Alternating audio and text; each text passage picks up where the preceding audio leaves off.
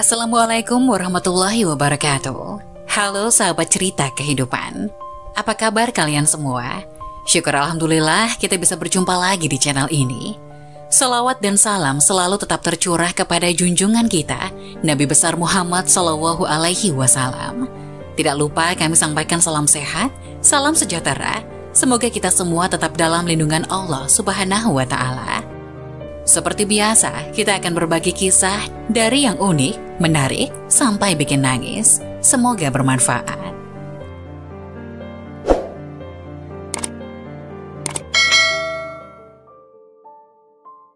Masya Allah, menyesal saat sakaratul maut, ternyata semasa hidup melakukan hal ini.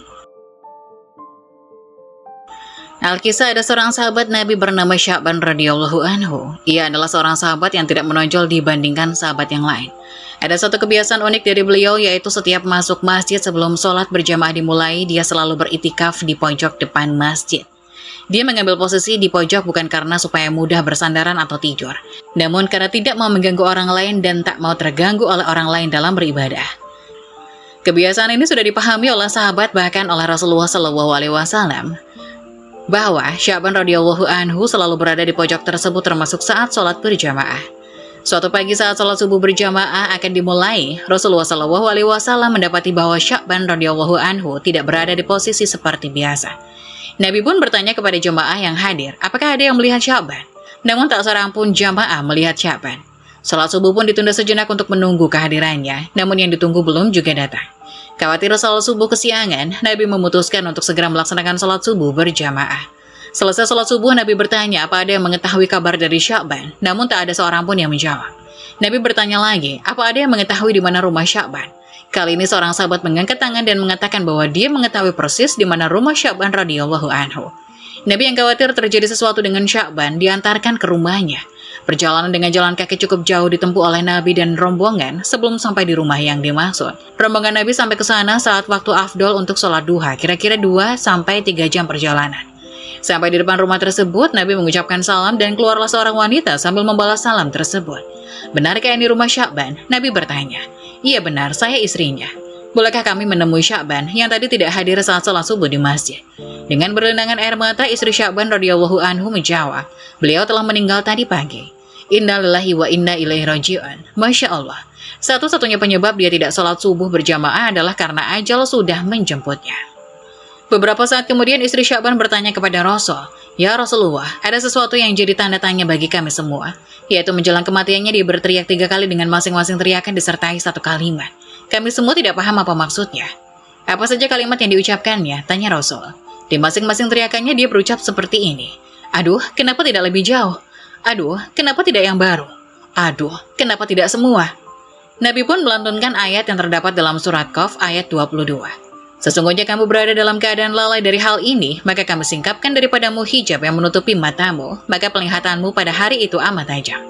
Saat Sya'ban dalam keadaan sakaratul maut, perjalanan hidupnya ditayangkan ulang oleh Allah. Bukan cuma itu, semua ganjaran dari perbuatannya diperlihatkan oleh Allah. Apa yang dilihat oleh Sya'ban dan orang yang sakaratul maut tidak bisa disaksikan oleh yang lain. Dalam pandangannya yang tajam itu, Sya'ban melihat suatu adegan di mana keseharian dia pergi pulang ke masjid untuk sholat berjamaah 5 waktu. Perjalanan sekitar 3 jam jalan kaki sudah tentu bukanlah jarak yang dekat. Dalam tayangan itu pula Sya'ban radhiyallahu anhu diperlihatkan pahala yang diperolehnya dari langkah-langkahnya ke masjid. Dia melihat seperti apa bentuk surga ganjarannya. Saat melihat itu dia berucap, aduh, kenapa tidak lebih jauh? Timbul penyesalan dalam diri Sya'ban. Mengapa rumahnya tidak lebih jauh lagi supaya pahala yang didapatkan lebih banyak dan surga yang didapatnya lebih indah?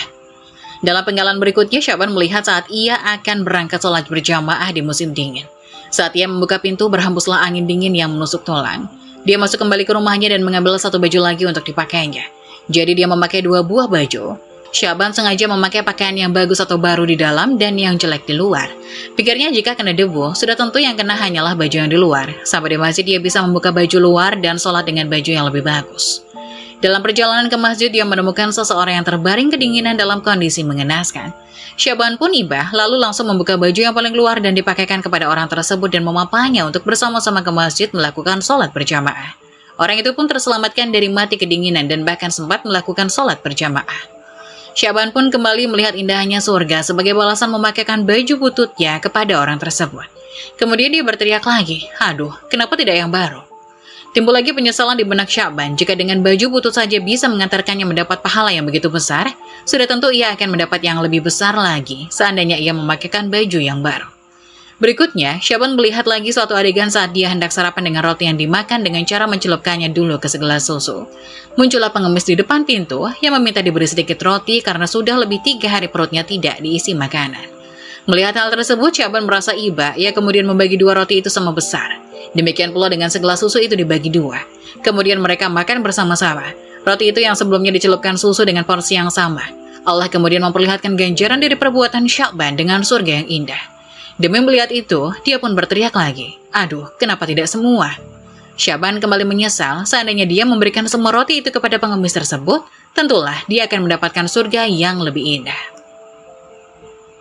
Masya Allah, Sya'ban bukan menyesali perbuatannya, tapi menyesali mengapa dia tidak optimal. Sesungguhnya semua kita nanti pada saat sakaratul maut akan menyesal tentu dengan kadar yang berbeda. Bahkan ada yang meminta untuk ditunda matinya karena pada saat itu barulah terlihat dengan jelas konsekuensi dari semua perbuatannya di dunia. Mereka meminta untuk ditunda sesaat karena ingin bersedekah, namun kematian akan datang pada waktunya, tidak dapat dimajukan dan dimundurkan. Seringkali kita mendengar ungkapan hadis berikut, sholat isya berjamaah pahalanya sama dengan sholat separuh malam. Sholat subuh berjamaah pahalanya sama dengan sholat sepanjang malam. 2 rakaat sebelum subuh lebih baik daripada dunia dan isinya. Namun lihatlah, masjid tetap saja lengang, seolah kita tidak percaya kepada janji Allah. Mengapa demikian? Karena apa yang dijanjikan Allah tidak terlihat oleh mata kita pada situasi normal. Mata kita tertutupi oleh suatu hijab. Karena tidak terlihat, maka yang berperan adalah iman dan keyakinan bahwa janji Allah tidak pernah meleset. Allah akan membuka hijab itu pada saatnya. Saat ketika nafas sudah sampai di tenggorokan. Sya'ban radhiyallahu anhu telah menginspirasi kita bagaimana seharusnya menyikapi janji Allah tersebut. Dia ternyata tetap menyesal sebagaimana halnya kita pun juga akan menyesal. Namun penyesalannya bukanlah karena tidak menjalankan perintah Allah Subhanahu wa taala. Penyesalannya karena tidak melakukan kebaikan dengan maksimal. Sudahkah kita semua siap menghadapi apa yang akan pasti datang? Sudahkah kita semua siap menghadapi apa yang pasti akan datang kepada kita semua? Atau masih sibuk dengan urusan dunia yang pasti kita tinggalkan? Semoga kita selalu bisa mengoptimalkan kebaikan-kebaikan di setiap kesempatan.